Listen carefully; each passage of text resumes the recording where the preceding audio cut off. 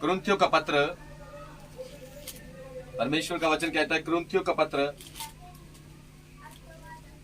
11 बाब और उसका 23 अध्याय में लिखा है परमेश्वर का वचन प्रभु भोज के विषय में।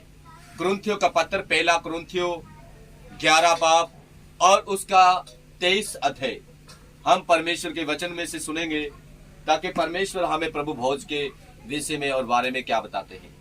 हालेलुया। पहला कुरिन्थियों 11 बाब और उसका 23 अध्याय। क्योंकि ये बात मुझे प्रभु से पहुंची और मैंने तुम्हें भी पहुंचा दी कि प्रभु यीशु ने जिस रात वे पकड़वाया गया रोटी ली और धन्यवाद करके उसे तोड़ी और कहा, ये मेरी देह है जो तुम्हारे लिए मेरे स्मरण के लिए यही किया करो।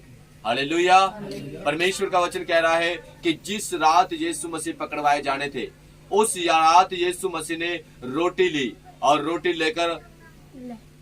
लेकर वहां पर यीशु मसीह को क्या बोला कि परमेश्वर का धन्यवाद किया और रोटी लेकर बोला उन लोगों को, ये मेरी देह है जो तुम्हें क्या करना पड़ेगा, मुझे याद करने के लिए तुम्हें ये सही क्या करना पड़ेगा। यहाँ पर प्रभु भोज में आप लोगों को आज जो शामिल किया गया है, आप लोगों को इकट्ठा किया गया, इसीलिए इकट्ठा किया गया ताकि आज आप प्रभु यीशु मसीह को क्या करो, क्या करो, प्रभु यीशु मसीह की कुर्बानी को, उसके बलिदान को, उसकी क्रूस पर चढ़ने को, उसके कब्र में बीच में रखने को और उसके जी उठने को क्या करो, याद करो। उसके बड़े बड़े चमत्कार किए हुए को क्या करो, याद करो।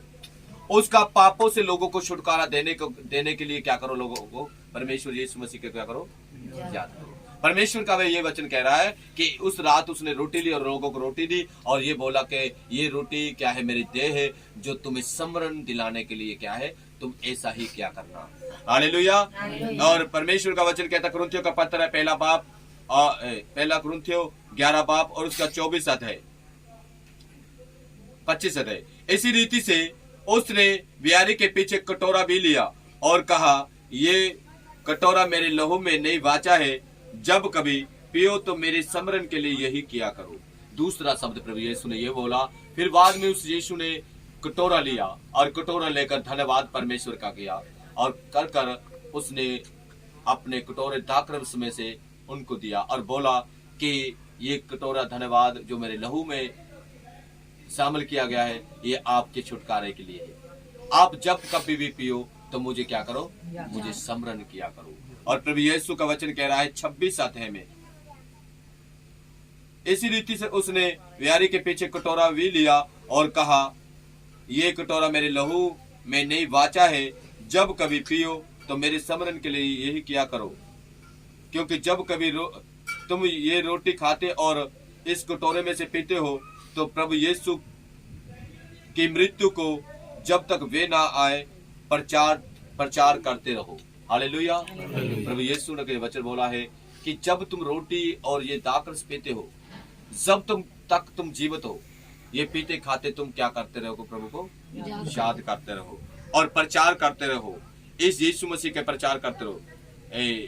कुरिन्थियों का पत्र पहला कुरिन्थियों 11 बाब उसका 27 अध्याय। इसलिए जो कोई अनुचित रीति से प्रभु की रोटी खाए या उसके कटोरे में से पिए, वे प्रभु की देह और लहू का अपराधी ठहरेगा। जो अनुचित रीति से, प्रभु का वचन कहता है तीसरा शब्द, जो अनुचित रीति से जो प्रभु की देह और कटोरे में से पीता है, वो प्रभु की देह और खून का क्या बनेगा, अपराधी ठहरेगा, दोषी ठहरेगा।